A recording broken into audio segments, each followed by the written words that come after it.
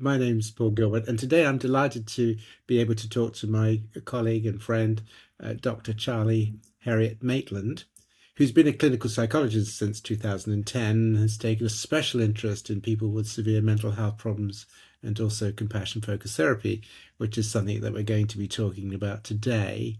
He's done many international conferences and talks and workshops, and he's an international trainer in CFT for people with severe mental health problems. And also, he was a co-founder of Balancing Minds. And today we're going to think about his new book, Controlled Explosions. So, Charlie, you fantastic background, some wonderful achievements. So, tell us, how did you get interested in working with people with severe mental health problems?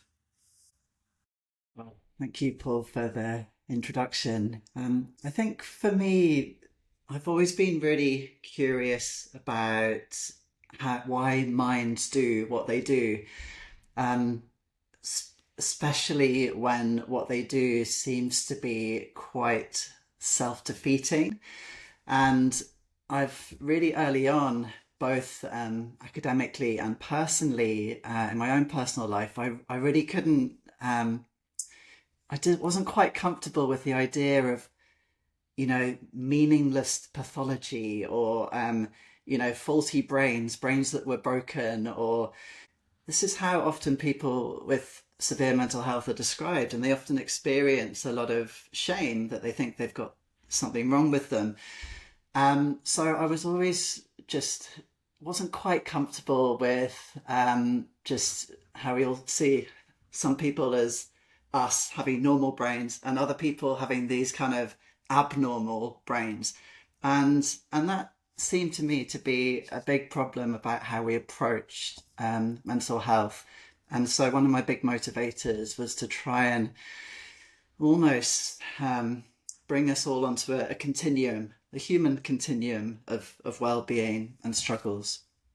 Yeah, I mean that's fascinating because in CFT we have the concept of tricky mind that the human brain is set up with all these systems which actually are easily triggered and they can be incredibly harmful to self and others. So it's a really important point you make that the brain is a bit of a cobbled together system.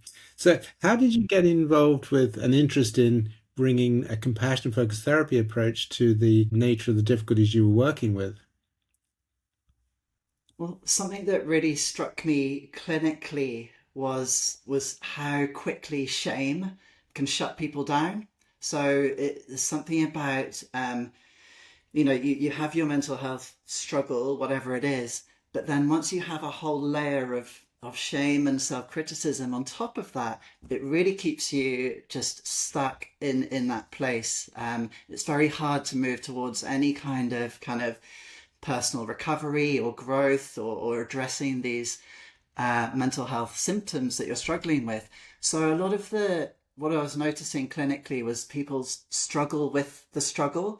And I think what CFT really did for me, or offered, was a way to work with that self to self relationship, but obviously all the kind of physiological architecture that supports these patterns that people are really struggling with. I was also I was also thinking that often the service culture inadvertently could actually increase feelings of people's stigma and shame.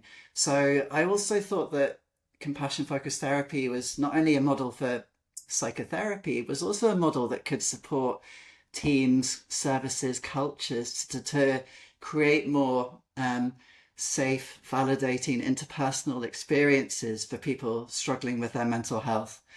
I think maybe one more thing just to add is I quite liked within CFT, there was more of a license to use more kind of experiential and creative techniques, more sort of sensory based and body based techniques. It wasn't just about relying on words or logic. And coming from a CBT background, like a lot of us are trained in, I really noticed the limitations of working just with thoughts and changing thought patterns. and CFT offered a deeper way of healing. Yeah, I think that's brilliant actually, because as you say, Charlie, CFT has always been what we call a biopsychosocial approach. We've always claimed that, all of these models, these therapeutic models, they actually are not so good for clinical psychology. Clinical psychology is a science that should be understanding how the brain creates meaning. And we now know that many of the systems in our brain are designed for social relating, and social relationships are fundamental to the regulation of multiple systems such as the vagus nerve, frontal cortex, and so forth.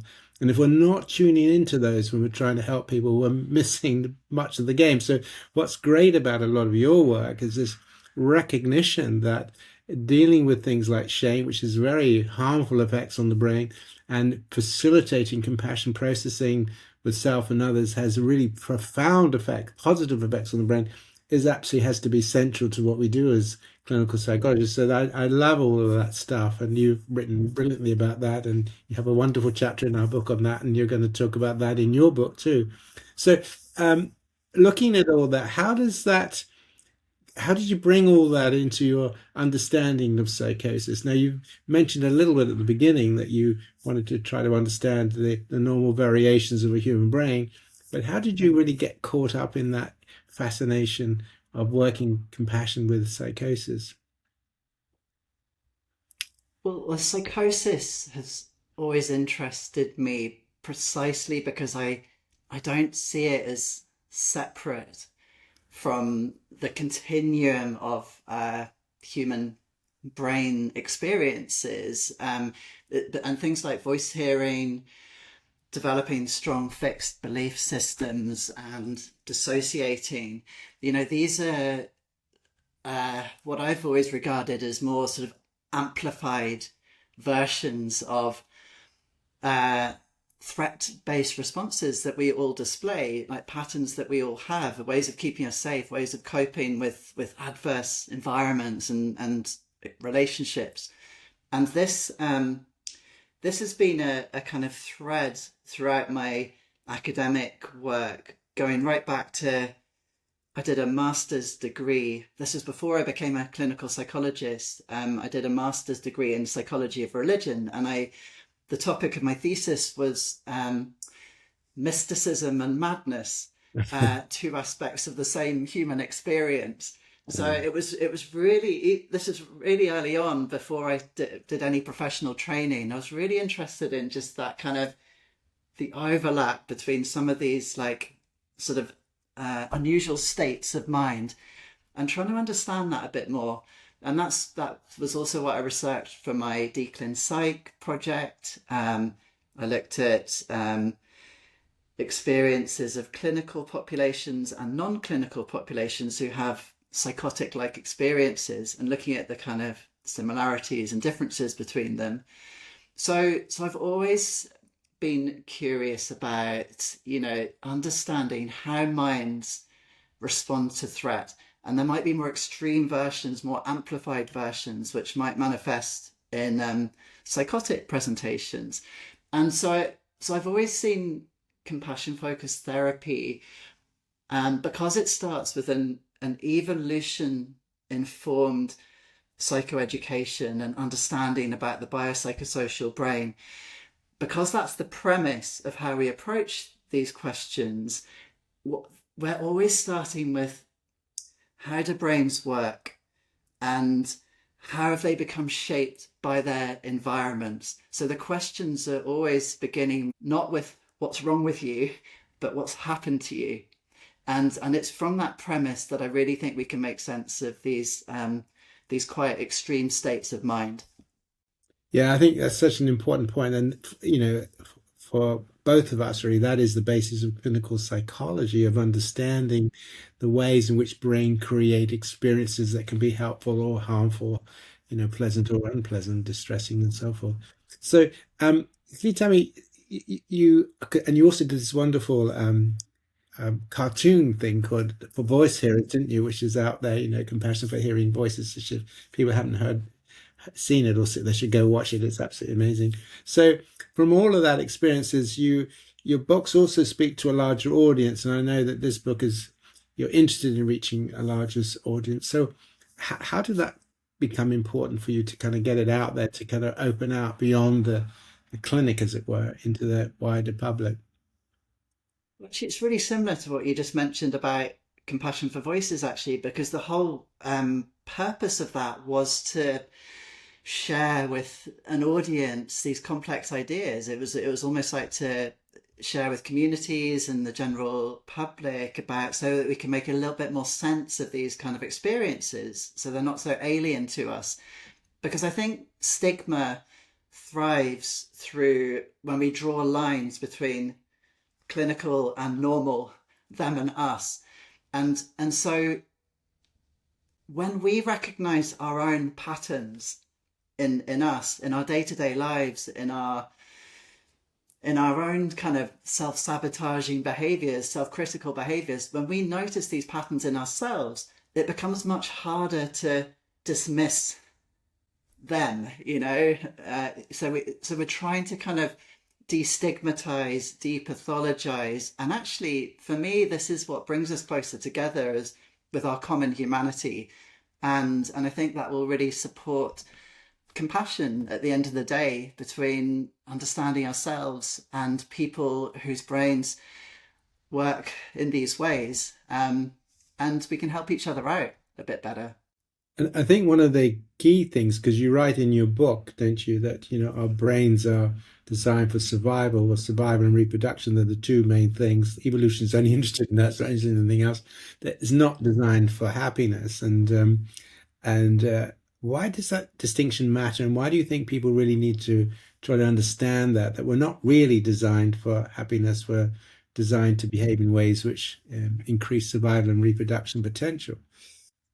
Well, I think so much suffering comes from our expectations to have a brain that will work differently. And when it doesn't work in the way we'd like it to work, we think there's something wrong with us. So it's basically that we need to realize that actually this is, our brain is not just there to give us a nice time, like an easy ride, and like find inner peace. Like, brains are not designed for that. So it's important that we don't expect that, because when we don't meet those expectations, we can turn it in on ourselves and start attacking ourselves and shaming ourselves, like thinking we're wrong or broken or we failed in some way. So that kind of evolution informed foundation really sets us up to start being curious about why our brains are operating in this way. So again, yeah, really similar to what you've been saying, Paul, all along. Just understanding that our brain is a survival machine. It operates by a premise of, it's better to be safe than sorry. Yeah. And I remember when I first came across a Buddhist position when in my early 20s, about the nature of suffering, that really compassion is suffering because life is about suffering. And it was a bit of a wake up call. I thought life was about being happy, and you know, but actually the reality of life is that we're always confronted by challenges. We come in here for a short time, we decay, we die, and we lose things, we and all of that. So the issue, I think, in compassion is, how do we address the suffering that's inherent in life and is true for all of us, right? And I think some of your work really addresses this whole issue that no, life isn't about suffering. It's about the process of coping with the struggles of life as best we can. So just takes us on to the next question that I've got here, is that what do you think has to change or needs to change in our field, really, to help us understand distress, the nature of distress, not to pathologize it, but it is actually part of the challenges of life, really. Yeah. I think in our field, um, we do use a lot of labeling and othering and diagnosing, and that does create divisions. It actually shuts down true exploration and engagement with what might be going on underneath these patterns. We just kind of use them as a bit of way of keeping a distance from this understanding and wisdom. But the other thing is, I think we often in our field, there's a lot of pressure for us to develop quicker interventions, like quick fixes, and making our interventions more manualized so they fit into, the boxes of RCTs and all this kind of thing. And I think what we're doing is we're really underestimating how threatening vulnerability feels in our brains, and we're pushing people to change, and we're kind of forcing people to do things quickly without first helping them to feel safe enough to change. So there's a lot of pressure. Obviously, it's to do with money and resources, but it's also to do with our diagnostic systems, I think, to get people through these interventions quickly. So I think, we need to slow down. We need to get into understanding the function of people's strategies, and symptoms, and really connect with what's underneath that. And that takes time and patience and wisdom and courage to really be with that difficult, layer of valid valid pain and suffering. Yeah, I think that's brilliant. What I love about a lot of your work is the fact that, CBT is great in many ways. Of course, it's wonderful, but one of the criticisms always has been of CBT is overemphasizes the importance of the individual and underemphasizes the fact that actually modern culture, modern life is grossly, grossly abnormal. We are so far away from how we used to live in hunter-gatherer societies in so many ways, that actually we live in pathologizing environments. That's the problem. And then the brain is trying to make sense of all of this competitive behavior and all the things that are going on at the moment. So one of the things I think your work is highlighting the fact is that, we need to understand that people are trying to adjust to what are actually very stressful, pathologizing, divisive, competitive ways of living. And that's where a lot of the stress comes from, because we don't have a sense of connectedness being understood. As you said, we're much more liable to be worried about shaming and being stigmatized and rejected. So I think the point that you're making is a very, very important one, which is the depathologizing. If you're going to pathologize anything, pathologize the culture, depathologize the individual who's trying to deal with pathologizing culture. So it's what's happened to you, not what's wrong with you. I mean, sometimes you think, madness is the only sane solution to what's going on, don't you really? So I think that was R.D. Lang thought that as well, doesn't it? But it's interesting because the spiritual, that early interest before I became a clinical psychologist in that kind of mysticism or madness was exactly speaking to that point, because you were kind of noticing that in different cultures and different societies, you have a very different way of responding if someone says, I'm hearing a voice, or, you might be revered in your community or your tribe. You might be seen as some sort of sage or some wise person because you've got this contact with another realm. So it's so interesting how the cultural shaping of these experiences, and yeah, I think we're in a really stuck in our Western societies in a really sort of stuck pathologizing framework, which doesn't honor, and even worse, doesn't even sit down and listen to what these experiences are about. No, that's right. And actually makes them worse because, as you say, because of the lack of social integration, social connectedness of what you're experiencing, whatever the meaning is, it makes it worse. It makes you feel abnormal and you're treated in a particular kind of way. Okay, so there's an interesting question here is that if somebody recognizes these patterns within themselves and they recognize they've got these systems and these ways of thinking or ways of experiencing, how do you think that your book could help them? Well, first of all, seeing that their struggles are not some kind of personal failure, Yes. seeing that their struggles are understandable patterns shaped by their fears, their needs, maybe unmet needs, traumas, early life experiences, histories. There are wisdoms in these patterns. and they might be causing a lot of harm and suffering. And but there is a trade-off often, that think something that might have been helpful or protective at some point in someone's life might be having devastating consequences. So what this book, I hope, presents to people is that it makes sense that you're struggling with these experiences, and to hold the trade-off, the two truths together at once, that something can be incredibly harmful and troublesome in your life, but it might also be rooted in some protective function at some point. So I really hope this book helps people understand that principle on a big continuum, because the book starts with very day-to-day examples of how we self-sabotage things, and it goes right across a spectrum into much more clinical, extreme versions of this with self-harm and self-injury.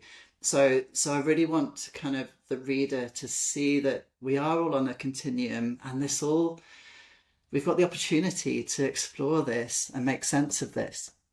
It's not a personal failure. No, that's great. And one of the things I want to ask you is that because as you know, in CFT, we talk a lot about brain states, and that when you are in an angry state or an anxious state or a happy state, your brain is organizing your attention and your thinking in different ways.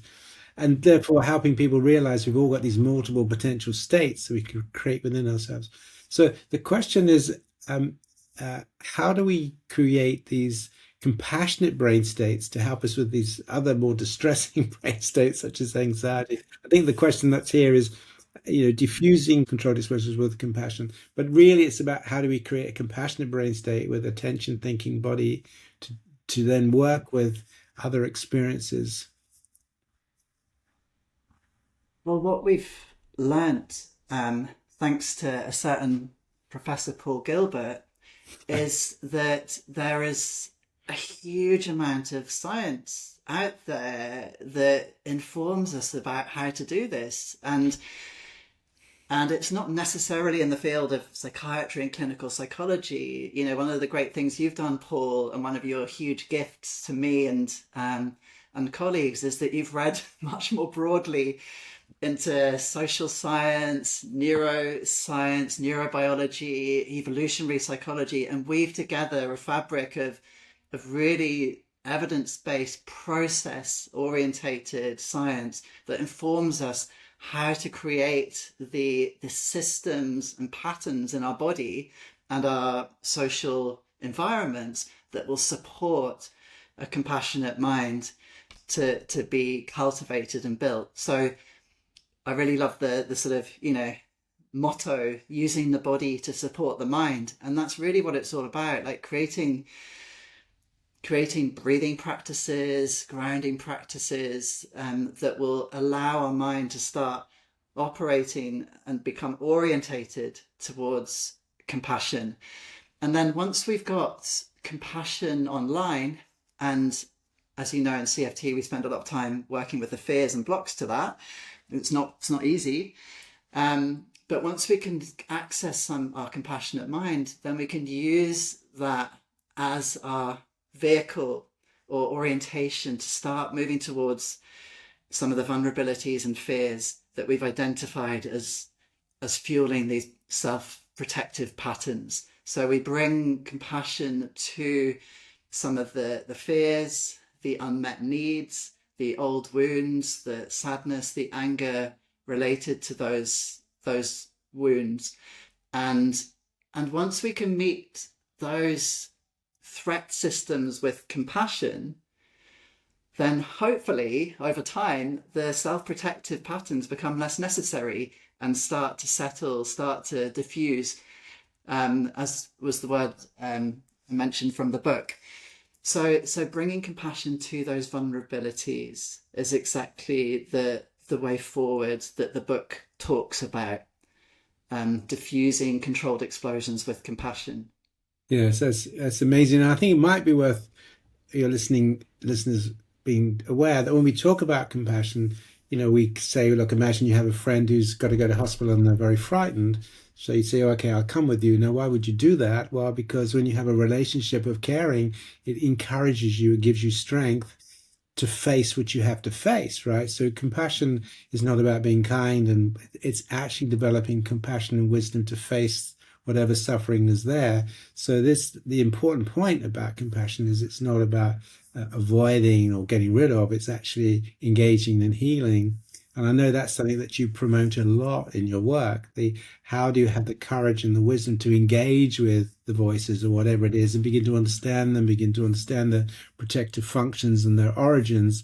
And I think that's really, from your work, is so important because that's what you've brought into the field of people with these very distressing, sometimes terrifying states of mind, of having courage and wisdom to actually engage with them, not to try and just soothe them away.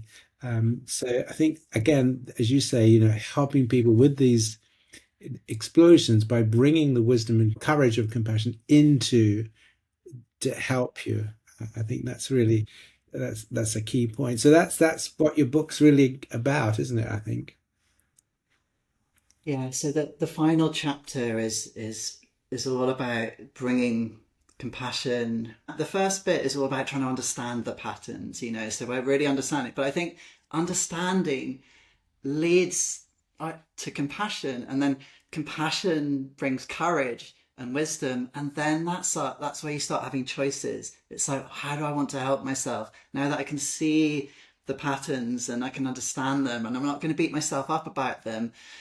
It's not my fault, but it is my responsibility. Like, how can I start engaging with these patterns? And it will take strength and courage. There aren't quick fixes. It takes commitment, time, patience, dedication, but it also requires our services and the people around us to support us and bring courage to that process. To give us the tools and the words and the ideas to be with our suffering as well. So it's a collective effort. So I really hope this book will help not just people really struggling in mental health services, but people struggling in their day-to-day lives, who are experiencing these patterns at maybe a milder level, because there is a lot of suffering out there and it's not our fault. But yeah, how can we help each other a bit more? I think that's an important point because the key thing is helping people realize that your voice tone, your facial expressions, all of these things can have an impact on the vagus nerve of the person receiving them, right? So if you have a hostile voice tone or a hostile facial expression or an indifferent or whatever, these are very powerful signals, people understanding the power of nonverbal communication just as a beginning, that if we're going to create a sense of safeness, we have to create a sense of safeness that you are safe with me. Now, I convey that through nonverbal communication. So a lot of this work that you're doing is helping staff understand that we can create a sense of threat simply in our voice tone, right? These are such important things that you've done, I think, for the field. So I'm going to bring you to the last question you to ask you and explore with you. If your readers can take one thing away from your work, what would you like it to be? Um, I think it might be a little bit repeating things I've mentioned before, but their struggles make sense. What they're experiencing reflects a brain doing what it's evolved to do, in the face of threat, difficulties. These are understandable. We can make sense of them, and we're all on a continuum as fellow humans, with some degrees of this pattern playing out. And really the final message is, can we approach these patterns in ourselves and each other with compassion? Yes, I mean, Charlie, it's been a privilege to talk to you. You are one of the leading authorities in the world that have brought the science of compassion, how it works in the brain, and how we can help people develop it within themselves and between themselves, to people who have very severe mental health problems and often live in torment. I mean, you have done some really, truly wonderful work. And it's just been absolutely a real privilege to me to see how you've taken it forward into this population. And we wish you every success with your new book on controlled explosions.